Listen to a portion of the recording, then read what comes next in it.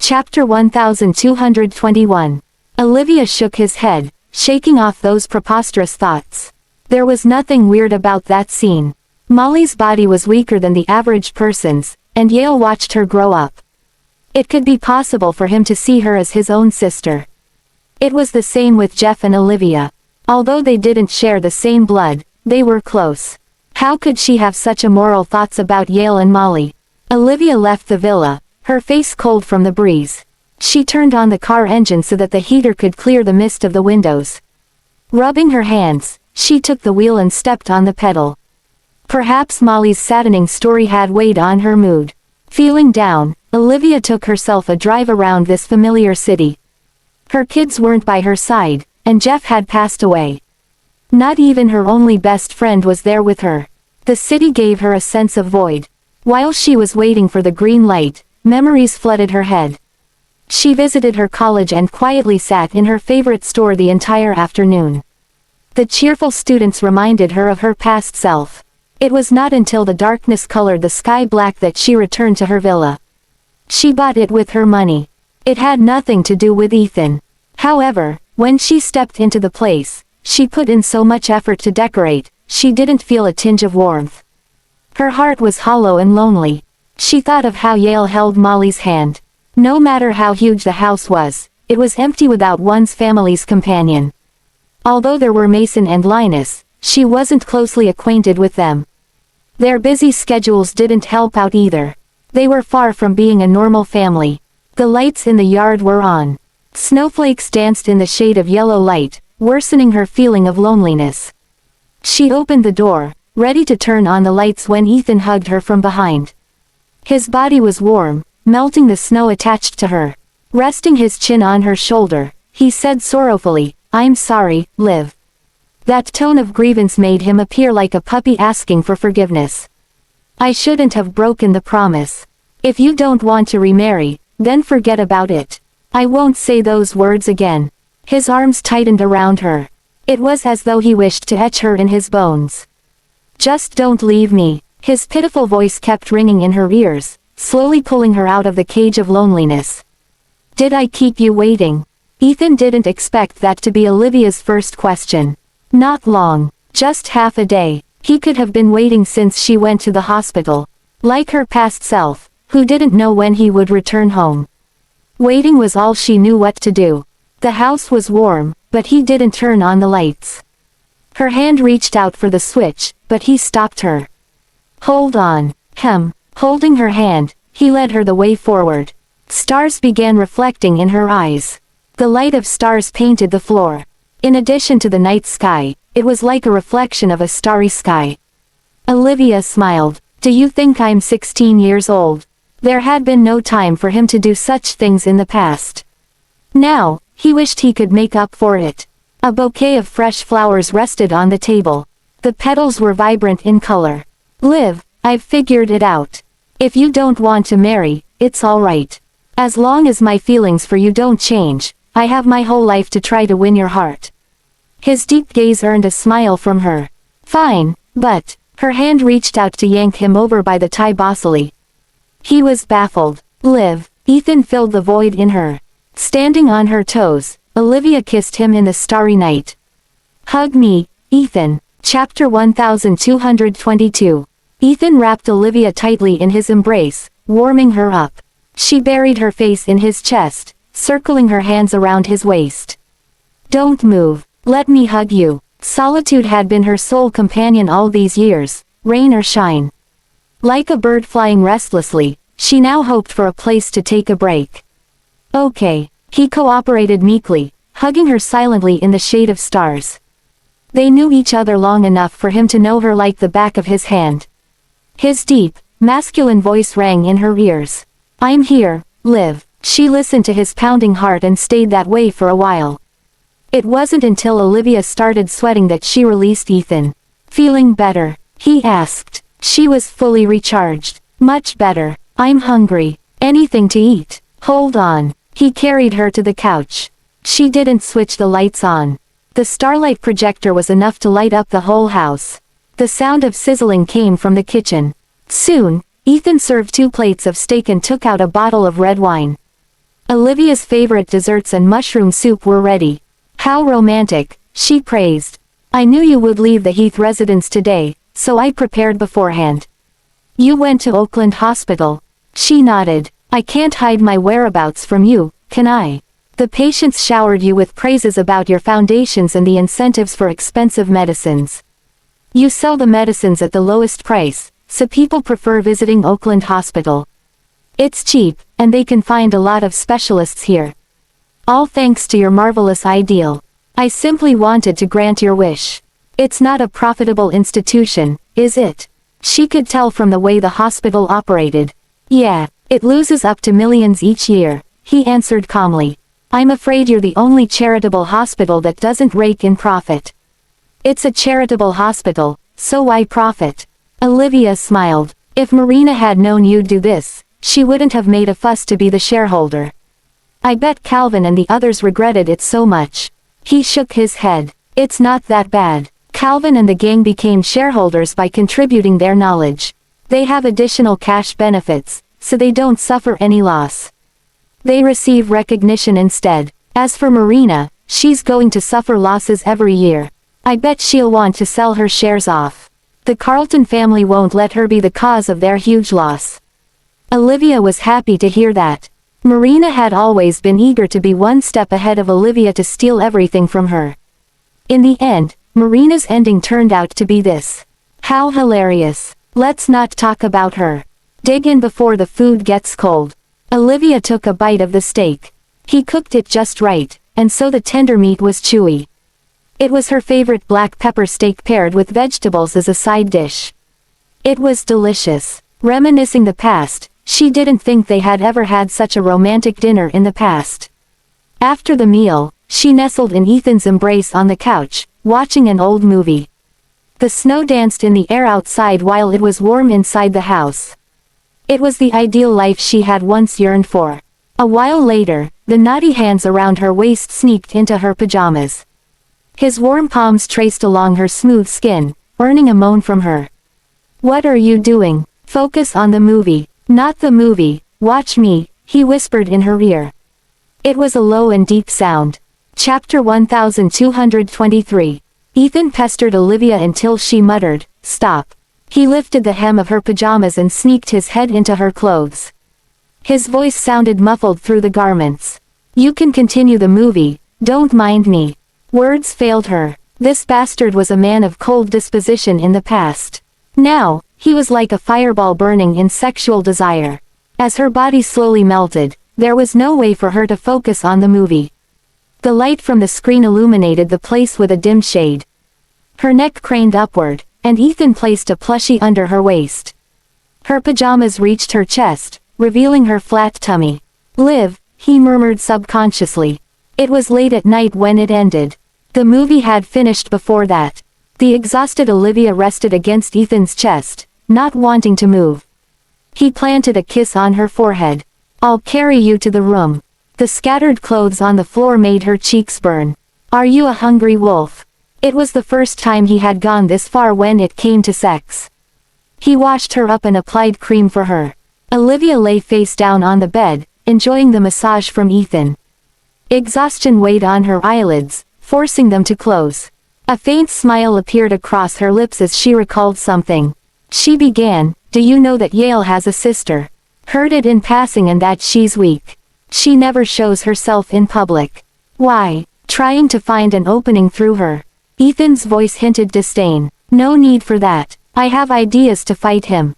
I met her today. And, she's pregnant but poisoned. It's difficult for her to deliver the baby. I pitied her, so I offered to treat her in person. I didn't expect to see Yale there. Yale's gaze conjured in her head. I don't know why, but his confession for Crystal doesn't seem sincere to me. Also, it's different from the way he treats his sister. He appeared like a stranger to me. Everyone has their weaknesses, like how you are to me. Perhaps the sister is his weakness. He's a mercenary person. There's a high chance he's putting a show in front of Crystal. As for his sister, don't intervene too much. She muttered, I know. I didn't know that she was one of the Kingstons in the first place. I reminded her simply because she's a woman. Now that Yale has found out about me, I don't think he'll come to me again. I wish her the best. Ethan's phone rang and interrupted him from saying something. He moved to answer the call only to have his frown deepen. His voice dipped to another degree. Got it. I'm coming. Olivia raised her head to look at him. What's the matter? Something urgent came up. I gotta go. He got out of the bed with hasty moves.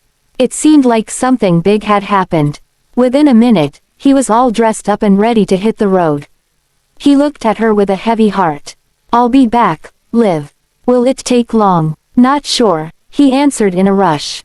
She called after him. Ethan. He stopped in his tracks, and she ran to hug him.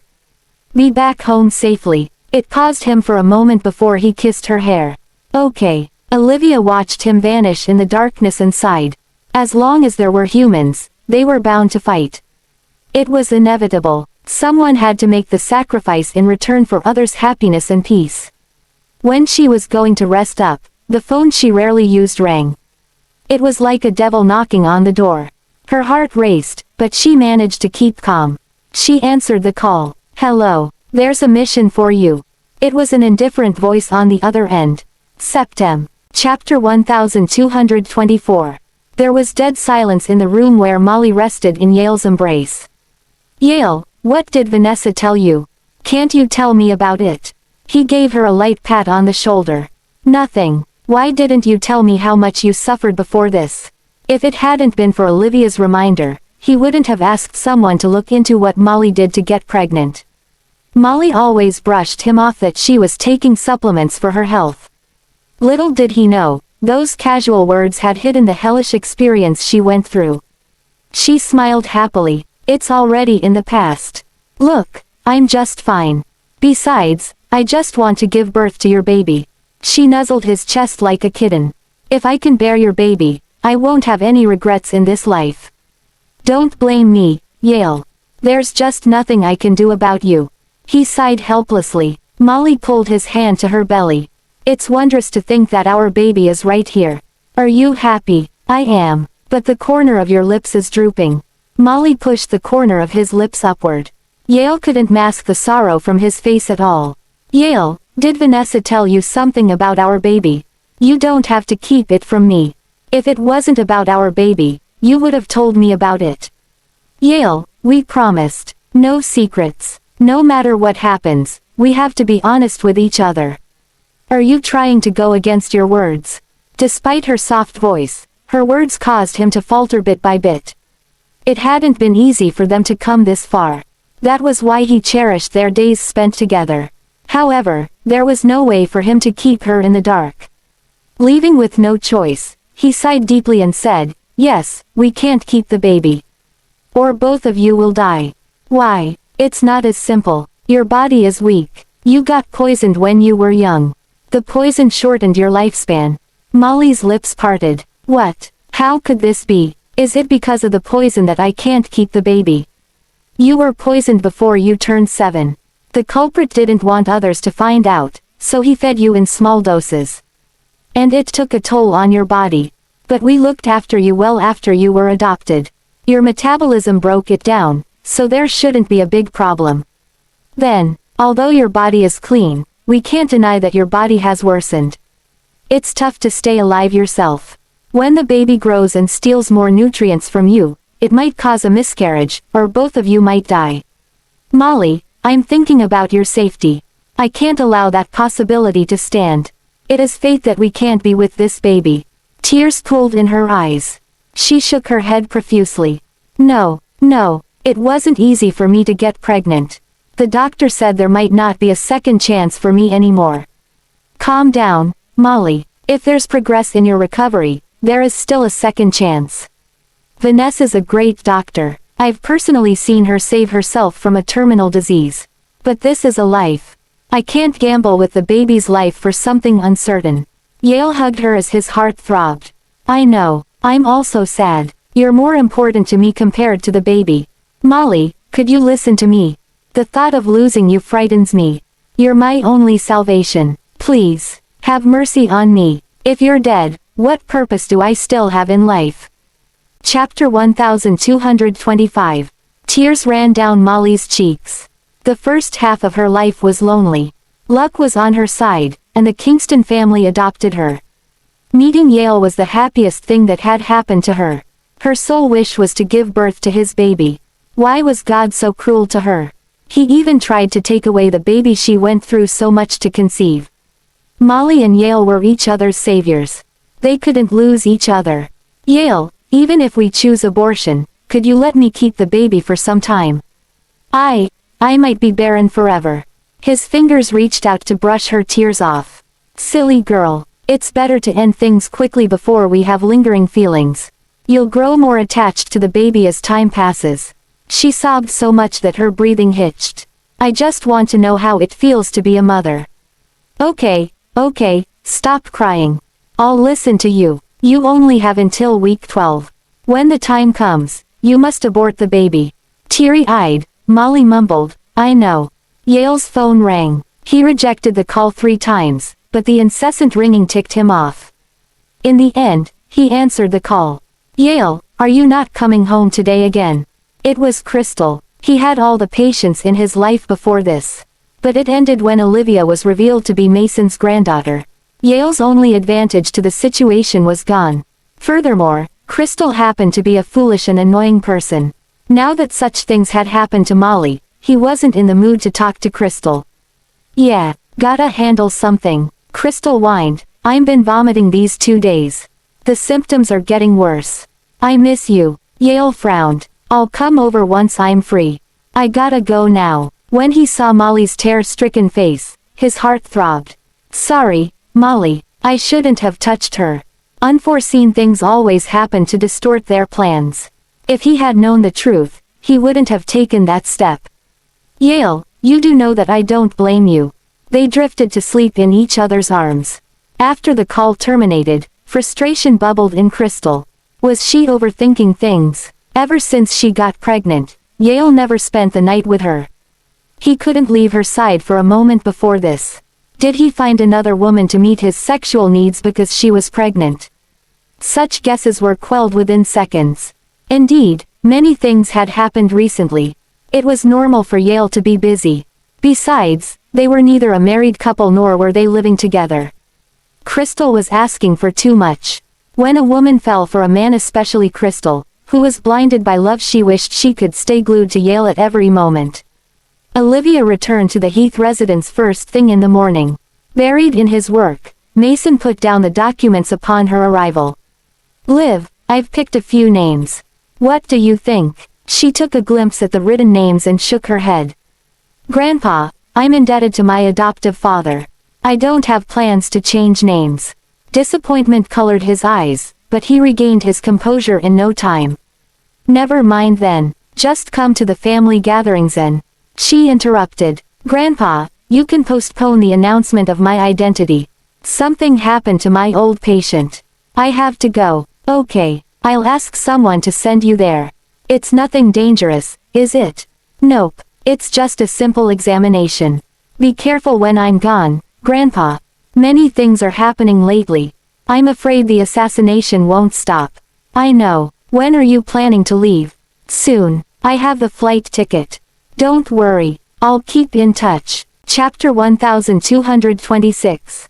Olivia dropped by for a moment before leaving. The Heath's driver drove her to the airport. It was a flight to Orbit City. She deliberately let Mason know her schedule so as to not worry him. The Orbit City was near the borders. Lately, Arlandia and the neighboring country hadn't been on friendly terms. So, it was dangerous to travel here at this time. The residents along the borderline had evacuated, yet Olivia disguised herself and got a ride from the Black Ravens. She was attempting to sneak out of the country. As an S-rank, she either had the luxury of time to spend or had an S-rank mission waiting for her. There was Olivia in the van. Unlike its dirty appearance, the cabin was heavily modified. There weren't just weapons and fire ammunitions. Its tires were also bulletproof. Olivia wore a mask, becoming another person. It was the identity she had been using for years. It was a fake identity that others could track down. In fact, the owner of the identity had long passed away. She opened a laptop, her fingers flying across the keyboard. A pair of wireless earphones stuffed into her ears. After logging into her identity, she managed to enter the Black Raven's system. A robot appeared on the screen. A robotic voice resounded in her ears. Septem. Identity verified. Here's your mission. The target's details were enumerated across the monitor. She inhaled a sharp breath when she saw the man's face. How could it be him? Leader of Carathea, Wayne Maxwell. The mission would not be an easy one, but Olivia didn't expect it to be this difficult. Her gaze moved downward. Fortunately, it wasn't an assassination. It was a mission to get his ring. That was the key to access to a secret headquarters. Olivia scrolled downward. The first part of the document was his personal information, then the pictures of the ring. They were taken when he showed up in public places. Based on that, it seemed he usually wouldn't take it off. To steal his ring from him. That was no different from plucking a fur from a tiger's butt. The more Olivia read his information, the more surprised she was. He had mood swings and was bloodlust. Killing innocents was his favorite pastime. How did someone like him get this far? Simple, he killed all of his competitors. Olivia massaged her forehead. This is tough. The masked man on the passenger seat was her partner once, an S-rank member with the codename Undecim. I'll do my best to assist you. She sighed. Why aren't you in the front line with me assisting you? Undecim raised an eyebrow. Because you're a woman, one of the few S-ranks at that. You won't draw suspicions. I realize that you're growing a lot in terms of being shameless. Thanks. That's not a compliment. If it's a mission success, 10% of my commission is yours. Money was merely a number to Olivia. Aside from the money Ethan gave, she had earned a lot these years. There was no way to spend them. All of them. Joining the Black Ravens was solely because of one thing. It was to approach the boss, the best hacker in the world. His identity was still unknown to this day. It was possible that he knew who the mastermind that hired those assassins was. However, she still hadn't had the chance to meet him after completing big missions in the past 2 years. Okay, read more about Wayne Maxwell. Think of something, get close to him and gain his trust. Right, we have more questions about him than all of the targets we had combined. If he notices you have ulterior motives, we won't be able to come back alive. Chapter 1227. The screen happened to scroll to the victims' pictures. The crime scene was gory. Some of them were skinned, while some of them were dismembered. It was a bloodlust pervert who loved torturing massacres. It was so appalled that Olivia was questioning if she should approach this kind of person. In fact, she didn't want to get close to a mentally ill person. He was an obsessive pervert. Can I reject this mission? Do you wanna miss the chance to meet our boss? Undecim gave her a backward glance. His mysterious gaze came with an ambiguous smile. Aren't you a hardcore fan of our boss? If this is a mission success, we'll become the best employee of the year. You know that he personally gives out the awards at the ceremony. She massaged her forehead. She had almost forgotten about it. When she first joined the Black Ravens, she asked about the boss to figure out the mastermind. Someone caught on, so she made up a story that she had admired the boss for a long time. To make her story stand, she purposely showered the boss with praise in front of everyone all these years. It was a peculiar rule at the Black Ravens to hold a ceremony every 3 years. She worked hard to hold the best records because that was her only chance to meet the boss. During a mission she had with Undecim, he inquired about her reason for joining the organization. She answered it without much thought. Who knew that he would remember? Olivia let a sigh escape. Do you think it's that easy? How can I meet someone as legendary as the boss? Are you that desperate to meet him? He's the boss of an assassin organization. No matter what you think of him, he's still a bad guy. What do you even know? There are a lot of mercenary soldiers and assassin organizations in this world. How many of them can climb to the top? Don't you think he's cool? To think that he owns so many skillful assassins beneath him. He's like the big devil in the movies. Cool. Her hands clasped together in admiration. Undecim gave her a long, serious stare. That's weird of you. You have a clean-cut mo and such naive thoughts at the same time. Naive. Olivia chuckled lightly and shifted her attention to the monitor. Everyone has a dream. That's all. My objective of joining the Black Ravens is to meet the boss. He's the motivation that drives me forward and the light that guides me through the road. Enough. I'm gagging. Undecim covered his ears, but he stared at her solemn face from the corner of his eyes. It's still early. Get some sleep. I'll be on guard. She shook her head. I'm not sleepy. I'll have to study him further to increase the chance of a successful mission. After all, he's the credit I need to meet the boss. You're a lost cause. The road became rougher as the night sky dawned. The shaky journey prompted her to stare at the moon. They reached the foot of the mountain soon. We'll get out of the borders after this mountain. Let's go. Behind this mountain is a war-torn country. The situation is worse recently. Better keep your kindness to yourself. I don't want a kid to join us again. Olivia saved a kid along their way during their last mission, and Undecim nagged her about it every single time. Got it. The target this time round wasn't any ordinary person. A single mistake was all it would take to cost her life. Chapter 1228. The arduous journey lasted a day and a night long. Olivia took a break under a tree. In contrast to their prosperous country, it was desolate behind the mountain. She had been to many places and seen various sights. She had witnessed both happiness and encountered poor kids who lost their homes due to wars. She spent her free time helping out people in need. She donated goods to the disaster areas and schools for the poor kids. She established organizations to help pitiful women and cared for the homeless. It still pained her to see the desolate scene. There was limit to her helping all the needy people in the world all by herself. You're such a hard nut to crack. You're an assassin yourself, yet you sympathize with those people. A voice broke her reverie. Her head shot upward. Undecim, who was awake, handed her a bottle of water. No mission failure, only mission success. Don't you dare be the good guy and ruin our progress. Got it. She took a break before suggesting, let's go. Dexum City, the most dangerous city, was Olivia's destination. Sothpia was a small country surrounded by big countries. In addition to its lack of international relations, it exposed this weak country to danger and threats at any moment. Dexum City had a strategic location on the edge of Sothpia. Carathea had been eyeing it. The moment Dexum City was conquered, it posed a huge threat to Arlandia. That was why the war in Sothpia didn't cease for months. The parties were vying over the natural gas and oil resources, including that strategic city. International wars didn't bother the Black Ravens.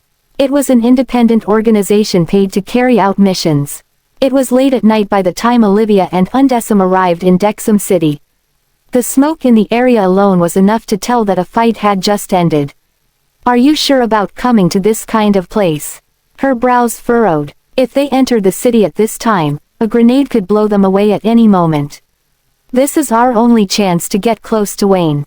Once he returns to the country, there's no way we can do so. The spies have confirmed his whereabouts. He's bringing his men in for a life or death fight with the Arlandians. Olivia frowned. Is he out of his mind? He's the boss, though. Why is he joining the battle himself? He's an oddball. Who knows what he's thinking? Are you ready? Yeah. Feelings stirred in Olivia when she heard the mention of her country. It was her home country, after all. Ethan and Linus have been busy recently, mainly because of the trouble Wayne caused. If Olivia could kill him in the meantime, would it help Mason and Ethan? She already had a vague plan in her mind. They called a truce in the city, so they seized the chance to travel to a river in the western suburbs. Aircrafts cut through the air while they were on their way. Two of the aircraft were in the air. From their designs, one of them belonged to Arlandia while the other was Carathea's.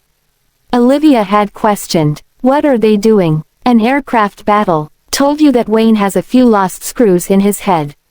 But why are Arlandians doing the same crazy thing? It's not a battle, more like settling the scores of personal grudges. As she stared at the Arlandian aircraft, mixed feelings churned in her stomach. No matter who it was in that aircraft, it was her compatriot. It was as though her friend flew in the sky as the thunderous sound cut through the air. Chills ran down her spine. The two aircraft flew farther, slowly vanishing from Olivia's sight. Soon after, something exploded. They fell like two fireballs from the horizon. Are you sure Wayne is in that aircraft? Olivia turned to ask Undecim. Yes. Who else would be as crazy as him? Don't tell me he's dead.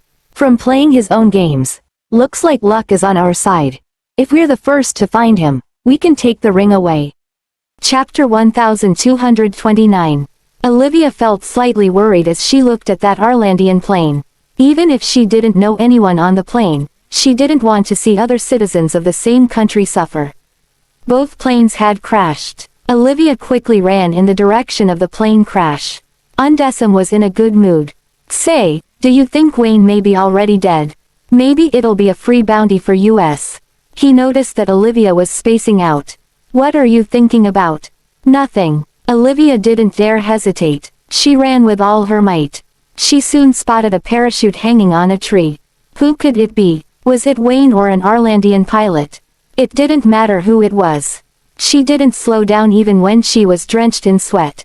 The person probably landed a branch while the plane fell from the sky. But they were in a jungle, and it was dark out. So Olivia couldn't tell who the person was at that moment. Let's split up. You look for the other person. We have to find Wayne before their people get here. Olivia suggested. All right. Remember to keep in contact. Okay. I'll go up the tree and take a look. The two of them went their separate ways. Olivia was very agile. She quickly got up the tree. As she approached the top of the tree, she saw a tall man in camouflage attire. She found the person. Was it Wayne? She composed herself and began to move faster. She drew her weapon as she was about to reach the person. She would shoot on sight as soon as she could confirm that the person was Wayne. It was the best time to take his life. She swayed the branches a little. The person didn't move. She figured he was either dead or heavily injured. That was perfect. Luck was on her side. Olivia was relieved. She got closer to the man. As she was about to deal the killing blow, she saw an incredibly familiar mask. She panicked. Why was he the other maniac? Ethan was usually a very composed person. Why would he choose to throw down with Wayne at a time like that? Was he out of his mind? Olivia cursed inwardly and scaled to the top. She was extremely anxious when she saw Ethan wasn't moving at all. Her assessment was correct. He was either dead or heavily injured. Her heartbeat quickened. She realized her entire body was shaking as she reached out to him. What was wrong with Ethan? With shaking arms, she took off his mask. It was his face, indeed. She placed a finger under his nose and realized he was still breathing steadily. Olivia sighed in relief. She pulled Ethan onto the branch. He was in luck because the tree he landed on was sturdy enough. She laid him down and examined his body. She discovered that he was completely fine other than the minor injuries on his arms. Olivia dressed his wounds with some medication and bandages. She figured Ethan passed out from the shock of the crash. After she confirmed that he was fine, she looked for the tracker on him and contacted the others. She soon heard the sounds of people approaching. After giving him a quick kiss, she said, "You dummy. You're lucky that I was the one who found you." Then, she quickly climbed down the tree and left. After a while, she could hear Kelvin's anxious voice. "Is Mr. Miller over here? Is he okay?" They didn't hear Ethan's voice on the way over, but he was the one who sent out his location. So Kelvin and the others were very nervous. "Do you think he got crippled by the crash? I should have stopped him. He was too rash. Kurt definitely wouldn't have wanted him to avenge him like this." "Stop talking. Mr. Miller is on the tree." Chapter 1230. Olivia quickly left the scene when she saw that Kelvin and the others were climbing up the tree. She finally understood why Ethan lost his cool. It was because Kurt was involved. Kurt's death was something that would haunt him for the rest of his days. Now that Olivia knew Wayne was the one who killed Kurt, her gaze grew cold. It was all the more reason to end his life. Undecim hadn't contacted her yet. He probably hadn't found Wayne yet. Olivia quickened her steps. There were people from 2 other countries after Wayne besides them. She analyzed the location of the 2 plane crashes. She was able to get a rough estimate of Wayne's location based on where Ethan landed. He should be by the river. Olivia ran toward the river in the dark. She was able to find the man strapped to a parachute after traveling a short distance. He was also unconscious, like Ethan. The man was dressed in black, and his figure was well built. His height was similar to Ethan's. His face looked especially pale under the moonlight. It was the perfect chance. She could stop this war if she took off his ring and killed him while he was still knocked out. She thought about the ring shown in the picture. It should be on the ring finger of his left hand. Olivia crouched next to him and reached for his left hand, but there was nothing on his left hand. The ring was nowhere to be found. That was impossible. That was such an important item that he always carried on his person. Why would it be gone? Olivia refused to accept that. She grabbed his right hand, but the ring wasn't there either. At that moment, she received a message from Undecim. She responded resignedly, "The good news is that I've found Wayne, who's unconscious. The bad news is that he doesn't have the ring on his finger." She sent her location to Undecim and started to undress Wayne. Since the ring wasn't on his finger, he might have hidden it somewhere more discreet. Time was short, and the mission was important. Olivia didn't have the luxury to consider the differences between men and women. She reached out and pulled his clothes off. She was able to remove his bulletproof vest without much trouble. His muscular frame was revealed. His physique was similar to Ethan's. There were also a lot of scars. Since the ring wasn't on his upper body, it could only be on his lower body. She was relieved that she didn't kill Wayne on sight. If she couldn't find the ring, she could concoct some sort of poison to force him to tell her about the ring's whereabouts. Before she could take his pants off, Wayne regained consciousness abruptly. His gaze turned vicious as soon as he opened his eyes. He immediately pounced at Olivia. He was able to pin her to the ground as she was completely unprepared. He was like a beast that had just woken up. He was exuding bloodlust from every pore of his body. The moonlight shone from behind him. Olivia couldn't see his eyes but could sense how terrifying they probably were. She felt her skin crawl. He pressed her back against the ground. Her tender skin was scraped, and she could feel a searing pain. That man didn't treat her as gently as Ethan did. He wrapped his fingers around her neck. Olivia was able to gauge the difference between their abilities very clearly. She would probably be strangled to death before she could reach for her gun.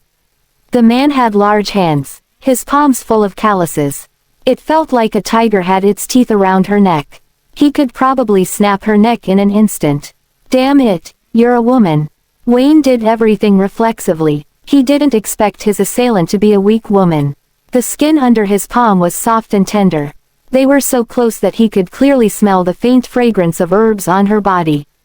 "Who are you? What were you doing to me?"